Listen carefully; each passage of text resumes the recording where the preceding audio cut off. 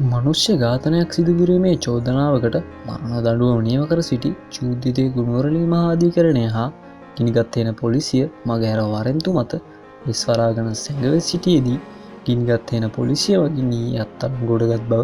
ගිනිගත් හේන police ස්ථානාධිපති police පරීක්ෂක Sarath Wickremesinghe පැවසුවා. මෙසේ අත්අඩංගුවට ගනු ලැබුවේ ගෝන්ගමරාළලාගේ දිනුක රසික කුමාරතුංග යන අයයි. මෙම චූදිතයා 2009 පස්වන මාස 22 වන දින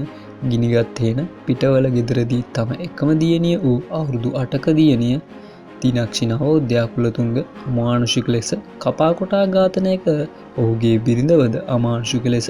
කපා කොටා තුවාල සිදු කිරීම සම්බන්ධයෙන් ගිනිගත් හේන පොලිසිය මගින් මෙම චූදිතයා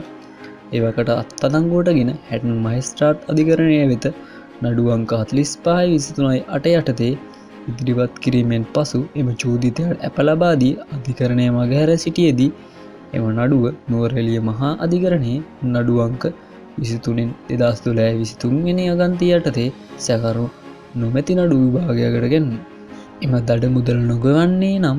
එම දඩ මුදල වෙනුවෙන් තවත් මාස 6කට බරපතල වැඩ සහිත සිර දඬුවම් ලබා දීමට මහා අධිකරණ විනිසුරුවරයා විසින් නියෝග කර තිබුණි.